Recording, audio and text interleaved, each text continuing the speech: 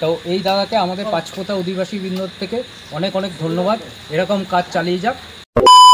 তো নমস্কার সবাইকে, আজকে আবার একটা সাপের কল। চলুন আসুন আজকে উত্তর পাঁচপোতাতে আমরা সবাই সাপটি দেখতে।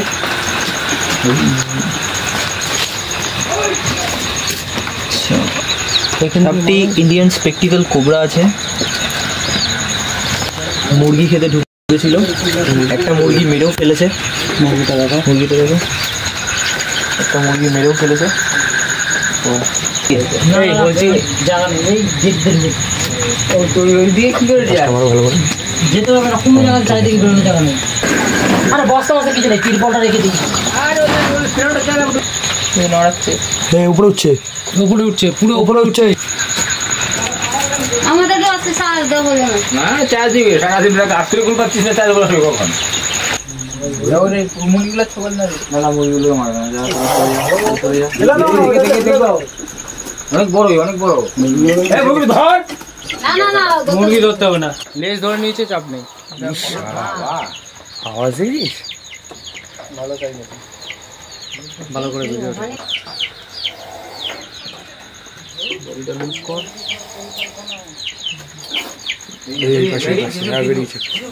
ঠিক আছে আস্তে আস্তে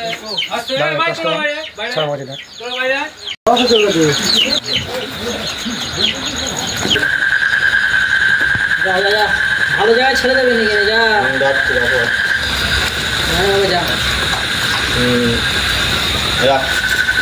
নাকি? গেছে নাকি?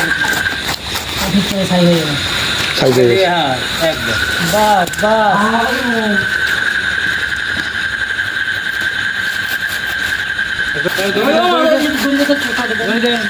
মাছ ধরা চলে মাছ ধরা বস্তা ধরে আছে। আর দেখবেন আজকে সন্ধেবেলা একটি হয়ে গোপরে, বেশি বড় না, মানে মাঝারি সাইজে, আজকে এই ঘরে ঢুকে, মুরগির ঘরে ঢুকে দুটো মুরগি মেরেছে। তো আমাদের পরিচিত এই দাদা, আমাদের লোকাল দাদা, ঠিক আছে, এই দাদাকে আমরা ফোন করলাম।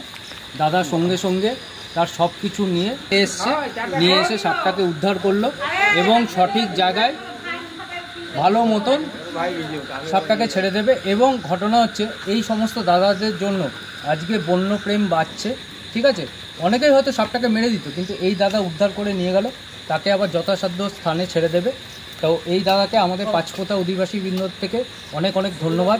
এরকম কাজ চালিয়ে যাক, নিজের কাজ বজায় রাখুক, আমরা এতে খুব খুশি। বন্য প্রাণী বাঁচানো আমাদের কাজ, আমরা দিন রাত 24 ঘন্টা কাজ করি। এবং আপনাদেরকেও বলবো, কোনো বন্য প্রাণী, কোনো সাপ বা কোনো বিষধর কিছু যদি না মেরে আমাদের সাথে যোগাযোগ করেন, তো আমরা সেটা চেষ্টা করবো ভালো তাদের পরিবেশে আবার ফিরিয়ে দেওয়ার। এবং মানুষও বাঁচবে, মানুষের সাথে সাথে সাপও বাঁচবে, আর সাপের থেকে আমাদের প্রকৃতির ভারসাম্য বজায় থাকে। তো উত্তর পাঁচপোতা থেকে আমি সাপটি রেস্কিউ করে নিয়ে যাচ্ছি। আবার দেখা হবে কোনো একটা ভিডিওতে। চলো আজকের মতন বাই।